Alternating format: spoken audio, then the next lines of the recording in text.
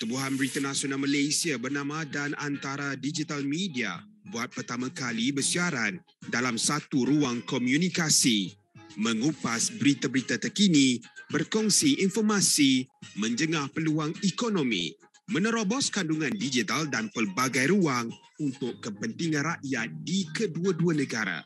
Ikuti program Suara Serumpun setiap Rabu pukul 12.30 tengah hari di Bernama Radio dan menerusi Facebook Live. Suara Serumpun bersatu hati membentuk jati diri ke arah wawasan lebih bererti. Assalamualaikum, salam sejahtera kembali bersama-sama dengan saya Raifah Zulkifli, pastinya menerusi program Suara Serumpun dan juga kita bawakan kepada anda sahabat-sahabat kita dari Antara Digital Media. Kita ada Nita dan juga Demi Amanda. Halo. Halo Raifah. Sudah lama tak bersua. Excited macam tu. I miss you, Raifah. Oh, I miss you more. I'm so touched. Oh. Dia tiba cakap orang putih kan. Okay. Yang di sebelahnya tu saya belum pernah lagi bersua bersama-sama dengan Demi Amanda. Dengannya boleh menyanyi ya? Boleh. Tidak bisa bernyanyi saya. Kabar dari mana itu bisa bernyanyi? Kabar angin bertiup kencang. Kabar angin. Bertiup kencang, Raifah. Ya, Raifah. Jadi memang sekarang kita ditemani oleh Demi Amanda. Dia sangat jago menyanyinya, Raifah. Enggak. Gimana kalau kita suruh nyanyi? Tidak bisa bernyanyi.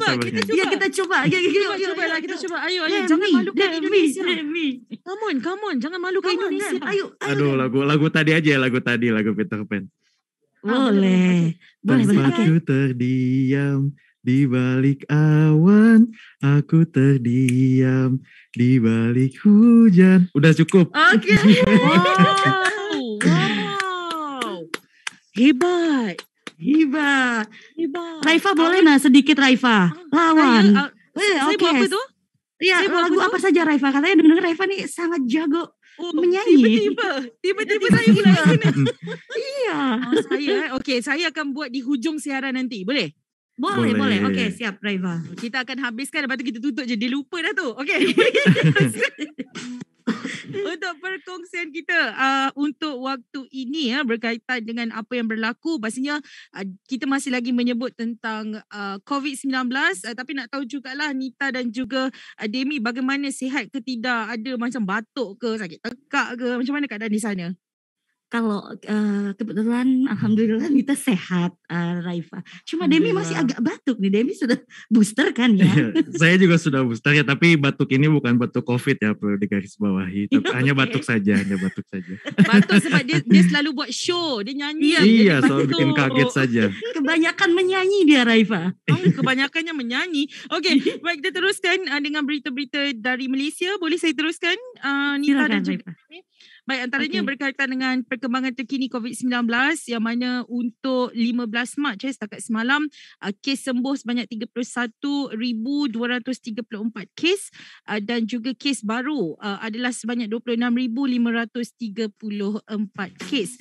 Dan juga antara yang menarik perhatian untuk kita bawakan ialah berkaitan dengan kes-kes ini. Sebenarnya ada beberapa kategori. Kalau di Malaysia ada kategori 1, 2, 3, 4 dan 5. Kategori 1 10,516 kes, kategori 2 15,842 kes, manakala kategori 3 hanyalah 0.24% ataupun 65 kes. Juga kategori 4 65 kes dan kategori 5 46 kes.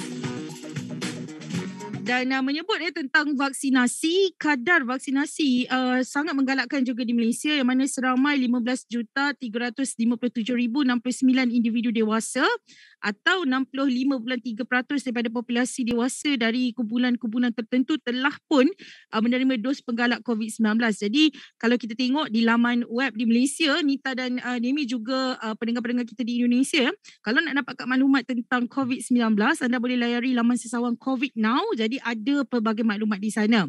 Dan berdasarkan data 22,937,707 populasi dewasa Malaysia telah pun menerima dos vaksin COVID-19. Dan bagi kanak-kanak untuk mereka berumur 5 hingga 11 tahun, 1,197,667 individu kanak-kanak telah pun mendapatkan imunisasi mereka menerusi program PICS atau program imunisasi COVID-19 kebangsaan kanak-kanak.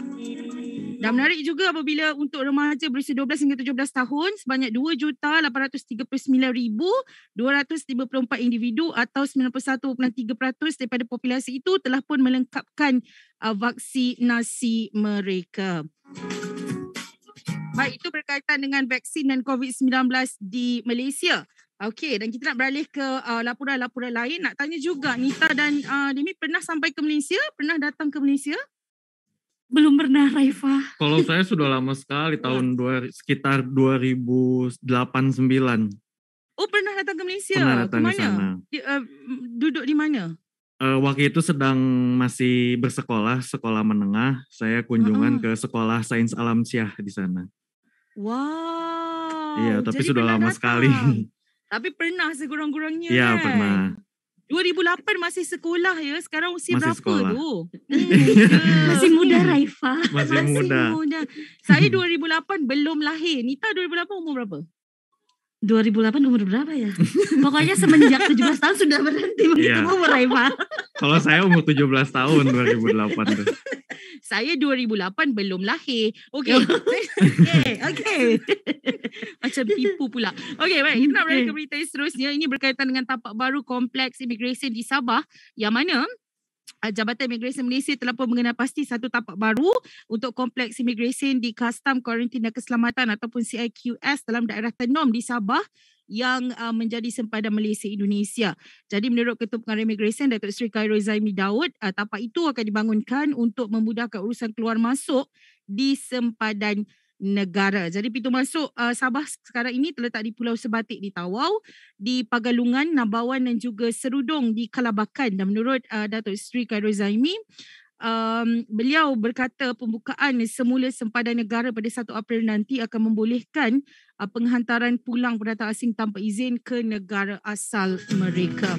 Okey, yang mana untuk pengetahuan jugalah Nita dan Demi, pada 1 April nanti Malaysia akan memasuki era endemik. Jadi dari pandemik kita beralih ke endemik. Jadi sempadan negara akan dibuka. Ada banyak ruang-ruang yang dilonggarkan. SOP, bukanlah SOP, maksudnya ada banyak-banyak perkara yang sebelum ini kita tak boleh buat, tapi bila sempadan negara dibuat, kami sudah boleh keluar negara sekiranya negara-negara itu menerima kehadiran kami.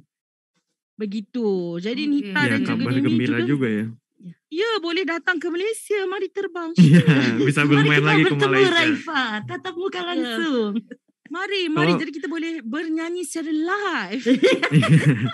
Apakah pas fase endemi itu apakah sudah boleh lepas masker atau belum di Malaysia? Belum. Belum ya, masih menggunakan masker ya.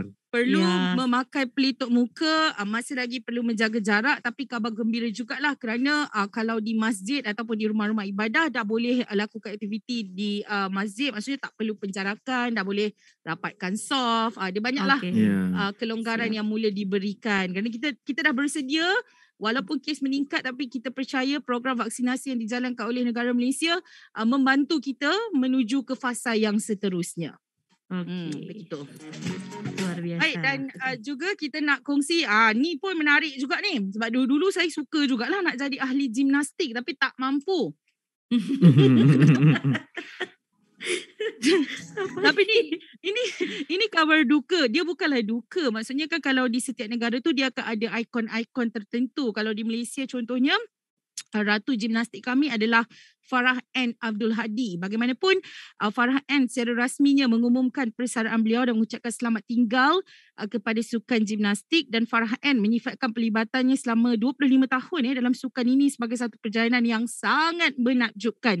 Dan atlet kelahiran Selangor itu mengakui dah sampai masa untuk bersara dan beliau bersyukur dengan pencapaiannya terutama selepas layak beraksi di Sukan Olimpik Tokyo pada tahun lepas. Jadi Farah Ann juga ucapkan terima kasih kepada semua yang terlibat sepanjang beliau bersama-sama dalam industri sukan ini. Kenangan, pengalaman, tunjuk ajar kasih sayang dan sokongan yang diberikan. Tapi Farah Ann cakap lepas dia bersara ini dia akan terus menyumbang kepada sukan gimnastik selepas ini. Kalau di Indonesia biasa dengar nama Farah Ann? Jarang ya nama Jarang Farah Ann. Raifah. Karena Okey. kebetulan gimnastik juga sedikit peminatnya ya untuk Ratu, gimnastik. apa Lisa Natalia ya senam? Bukan? Iya. Lisa apa itu deh? yang Kira-kira kayak itu. senam lompat Wah, kayak gitu itu gimnastik tu gimnastik. yang dia ada rebeng, Ya. lepas tu dia ada Okey. bola. Agak Lepas tu dia balet boleh, ya. ada macam tu Betul. lah. So, Okey. macam keterlaluan ke tindakan saya? Maafkan saya. Okey. Tapi begitu. Dia perlu Iya memutar-mutar. memang begitu. Ya. Badan dia cukup lembut. Jadi Yap. memang kena dari awal sebenarnya kalau nak masuk gimnastik ni memang dari kecil perlu dilentur. Jadi Betul. baru Kayak boleh. balet ya. Kalau Iya, sekarang kayak kita angkat balet. tangan, Okey. angkat nak ke sini dia tak sampai. Kalau Iya. gimnastik Sama. macam sampai macam tu. Iya. Terhibur. Okay. Baik, satu lagi berita. Yang terakhir Okey. dari Malaysia. Ini berkaitan dengan madu. Madu ni lelaki suka, perempuan selalu tak suka. Tahu madu? Madu 1, madu 2, madu 3. Bukan Raifah, bukan. bukan madu itu. Bukan. Madu lagi bukan. Maafkan saya. Ini berkaitan dengan inovasi madu pam kelulut yang mana mempercepatkan proses tuai madu. Jadi pengalaman Pengurusan Ternakan Lebah Kelulut beberapa tahun lepas memberi idea kepada Muhammad Ismail Muhtar untuk cipta pam penyedut madu yang mampu mempercepatkan proses pengambilan madu selain mudah dikendalikan pada harga mampu milik. Jadi pemuda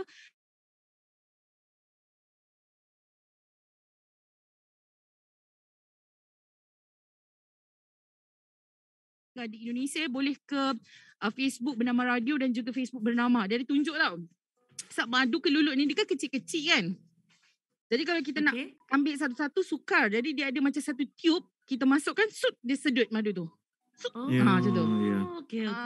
Jadi lebih mudah berarti ya. Ya, lebih mudah. Jadi tidaklah disengat lebah terlalu banyak. Maksudnya kalau kita ambil macam biasa tu kita kena keluarkan, lepas tu kena halau dulu lebah-lebah tu kan. Tapi dengan mesin tu dia macam sedut begitu.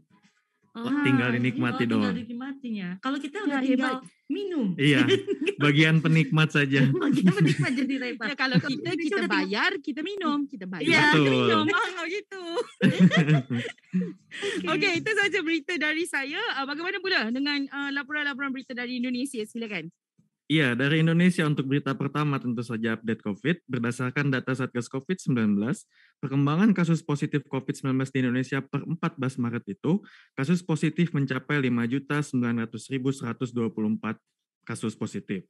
Ini bertambah 100.000 dibanding minggu kemarin. Lalu kasus sembuh juga sampai di angka 5.434.729. Sedangkan untuk kasus yang sampai meninggal, itu sampai di angka 152.437. Itu untuk situasi pandemi di Indonesia. Lalu untuk vaksinasi itu sendiri, vaksin pertama telah sampai di angka 193.474.037 vaksin. Lalu untuk vaksin kedua, 151.486.424 vaksin. Lalu untuk vaksin ketiga, vaksin booster, atau biasa orang Malaysia hafalnya itu adalah vaksin penggalak, telah sampai di angka 14.628.765 vaksin. Nah, memang dari angka tersebut Indonesia memang mengalami siklus yang lumayan baik karena angka tersebut selalu menurun, kasus positif pun selalu bertambah. Dan juga juru bicara pemerintahan untuk penanganan COVID-19 Reza Broto Asmoro pun mengatakan pemerintah Indonesia saat ini sedang fokus untuk membawa negara Indonesia memasuki fase deselerasi COVID-19. Fase itu katanya adalah kondisi di mana jumlah kasus baru baik secara nasional maupun global mengalami tren penurunan. Artinya satu level di bawah pandemi. Pandemi Di bawah pandemi dan sedang menuju ke endemi. Oke, nah di Jakarta sendiri juga kita sudah untuk keberangkatan domestik ya untuk perjalanan baik darat, udara, laut ya, itu sudah tidak menggunakan tes antigen lagi ya Raifa gitu. Tapi kalau luar negeri masih ya Dem ya. Masih. Dan di Jakarta sendiri pun masih di level 2 ya. Tentunya kita ingin seperti Malaysia bisa turun menjadi level endemi ya tentunya. Betul. Jadi kita nak bertemu Raifa di sana. Iya betul. Mari-mari. Mari. Oke, lanjut ke berita selanjutnya. Pembangunan ibu kota Nusantara ini akan segera dimulai. Jadi Presiden Joko Widodo itu mengunjungi kawasan titik 0 km ibu kota negara Nusantara di Kabupaten Penajam Pasir Utara, Kalimantan Timur. Di lokasi tersebut telah dilakukan prosesi penyatuan tanah dan air Nusantara yang diserahkan oleh 34 gubernur se-Indonesia kepada Presiden untuk kemudian disatukan dalam sebuah gentong yang nantinya akan secara bersama-sama nih Dem ya untuk apa namanya itu ya dicampur disatukan gitu, dan itu rencananya nanti katanya perayaan HUT RI pun akan dilaksanakan di sana gitu. Ada wacana seperti itu. Betul. Raifa tahu ibu kota Nusantara ya, ibu kota negara Nusantara yang nanti. Ya, saya baru nak cakap pagi tadi saya menjengah ke Instagram Pak Jokowi kan, yang mana dia ada post Pak Jokowi ada post gambar tidur di depan kemah kan dengan tanya itu dia Raifa. Betul kan? Apa betul sekali Raifa Nusantara. Jadi dia kata angin bayunya bertiup. Begitu. Saya betul. Jadi memang tendanya itu yang nantinya akan menjadi viral nih ya, kemah-kemah seperti itu ya Dem ya. Iya betul. Pariwisata glamping. Jadi ada gak kayak apakah di Malaysia ada glamping juga? Banyak ya. Of course. Oke, Raifa ajak kami ke sana ya Raifa ya, kita menginap di tenda. Boleh, Nita dan Demi sampai dulu ke Malaysia. Bila sampai ke Malaysia kita akan rancang perjalanan kita. Akan dipenuhi dengan kasih sayang dan ketawa, juga makanan lah, sebab saya tak boleh lapar. Kalau lapar tak boleh jalan. Oke, kita satu tujuan dan satu misi Raifa.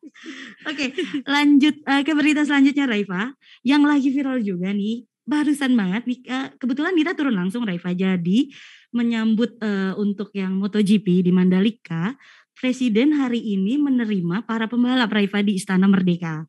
Gitu. Jadi setelah menyambut mereka dan mereka melakukan parade konvoy naik motor untuk mengelilingi bundaran Hotel Indonesia ke Monas itu Raifa, dan di sana tuh masyarakat tumpah ruah. Jadi tuh yang diidam-idamkan tuh Marc Marquez. Wah, kebetulan tadi Dita melihat langsung Marc Marquez depan mata Raifa. Iya, karena kebetulan kantor kita juga dekat ya dengan lokasi tersebut. Betul. Raifa suka nonton MotoGP? Tidak, saya takut naik motor. Motor kan, okey, saya bagi gambaran motor kan macam ni kan. Okey, kalau saya duduk di depan, motor tu akan macam ni. Kalau dia duduk di belakang, motor akan begini. Risau. Tidak boleh duduk di tengah-tengah, tak sampai. Jadi tak apa, nonton saja, bye-bye. Nonton saja, bye-bye. Betul sekali, gimana? Oke, lanjut Demi, berita selanjutnya. Ya, untuk berita selanjutnya ini datang dari Kedutaan Besar Republik Indonesia di Kuala Lumpur, yang mana mereka membagikan suplemen jahe kepada 200.000 pekerja migran Indonesia yang saat ini bekerja di Malaysia untuk menjaga kesehatan mereka. Diharapkan memang pembagian suplemen jahe ini untuk meningkatkan daya imun ya, daya tahan tubuh terhadap COVID-19 ini yang memang sedang banyak terjadi di dunia juga gitu. Dan juga selain manfaat untuk menjaga daya tahan tubuh, ini juga untuk menghangatkan badan dan juga dapat dipercaya menurunkan glukosa dalam darah, sehingga mampu menangkal virus-virus dan bakteri yang ada di luar tubuh kita. Oke, jadi madu dan jahe itu perpaduan yang sangat luar biasa ya Raifa untuk kesehatan. Betul. Apakah Raifa suka minum? Kan? Apa? Halia, betul, jahe. Halia. Kan? Betul ke? Iya. Kan? Jahe merah. Bukan galik, bukan jahe apa? Halia lah. Ginger. Ginger, betul. Ya. Betul. Jahe tu bijak. Iya. Apa Raifa suka ginger juga? Saya makan tau ginger. Makan ginger tu wow, cakap orang putih pula kan. Jahe tu Jahe. kalau kita bersalin kan di Malaysia akan dipotong nipis-nipis, kemudian akan digoreng untuk dimakan dengan nasi panas bagi ibu-ibu yang dalam pantang, maksudnya selepas bersalin kan. Kemudian kalau misal kata kita angin, kan dalam badan angin macam tu kan. Jadi cadangannya ialah ambil teh letakkan halia, kemudian kita minum. Dia ada teh halia. Begitu. Ada banyaklah petu-petu berkaitan dengan halia ni. Ya, sama dengan di Indonesia juga ya, karena di Indonesia juga umumnya ginger atau jahe itu biasa dikonsumsi untuk orang-orang yang sedang mengalami flu atau batuk ya. Jadi sama mungkin seperti di Malaysia, direbus terlebih dahulu, dipotong kecil-kecil, direbus, lalu air rebusannya itu dituangkan ke dalam gelas lalu bisa diminum langsung. Betul. Tapi biasanya memang dicampur madu atau juga lemon. Madu atau lemon. Iya. Kalau untuk bahan jamu jadi jahe, kunyit gitu ya. Tapi dia boleh ke untuk ni untuk kurus boleh juga kan? Sebab dia buang angin-angin semua untuk merampingkan. Boleh ke? Iya, karena memang jahe itu juga bisa menurunkan kadar glukosa dalam darah. Betul. Sehingga mampu melancarkan peredaran darah juga. Manfaatnya hebat, banyak Demi. sekali. Hebat, patutlah Demi ramping begitu. Ramping. Kita juga ramping, Raifa ramping. Agak rampingnya ke kanan dan ke kiri. Ya, jangan berdiri ya. Kalau orang ramping ke angkat saja jari ramping. Ya, jari ramping. Ramping sekali.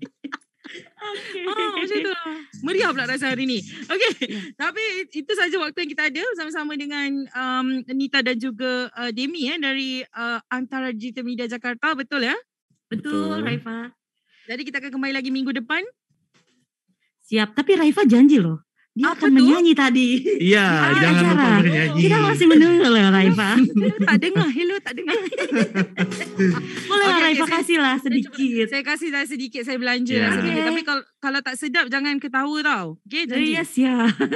Okay, saya nak nyanyi lagu ni, lagu ST12. Okay, ST12. Okay. Hatiku hancur berkeping-keping, tubuh lemah yang sedang berbaring. Lagu tu viral kat TikTok kan? Ya, okay. Sikit je lah, 2 baris je. Kalau nak dia datang Malaysia. Thank you Raifa. Okay, baik. Nanti kita duet Raifa ya. Kalau duet, okay. Duet boleh. Kita boleh. Minggu depan duet. Minggu depan duet. Minggu depan duet pula. Okay, boleh. Lepas tu kita buat ni, boy band. Okay. Lepas tu nanti ada yang main gitar. Boleh sampai habis. Okay, saya setuju. Siap. Okay, Raifa. Baik, nanti kita WhatsApp tau nak nyanyi lagu apa supaya orang dengar sedap. Okay? Iya, okay. Nanti Demi akan main gitar. Jangan saya. Jadi kita bagi dari sekarang Raifa. Suara 1 Raifa, suara 2 Nita, suara 3 Demi. Iya. Okay. Yang chorus tu Demi. Ya, okay. Itu yang berbisik-bisik tu yang macam. Ya, okay. Yang tu je. Siap. Okay. Baik, tapi itu saja waktu yang kita ada. Terima kasih banyak-banyak Nita dan juga terima kasih juga Raifa. Ya, dan juga insyaAllah kita akan bertemu lagi minggu depan dalam Suara Serumpun. Pastinya dengan kerjasama antara Digital Media Jakarta dan juga Bernama Radio di Malaysia. Jumpa lagi. Bye-bye. Bye. Pertubuhan Berita Nasional Malaysia bernama dan Antara Digital Media buat pertama kali bersiaran dalam satu ruang komunikasi, mengupas berita-berita terkini, berkongsi informasi, menjengah peluang ekonomi, menerobos kandungan digital dan pelbagai ruang untuk kepentingan rakyat di kedua-dua negara. Ikuti program Suara Serumpun setiap Rabu pukul 12.30 tengah hari di Bernama Radio dan menerusi Facebook Live. Suara Serumpun bersatu hati membentuk jati diri ke arah wawasan lebih bererti.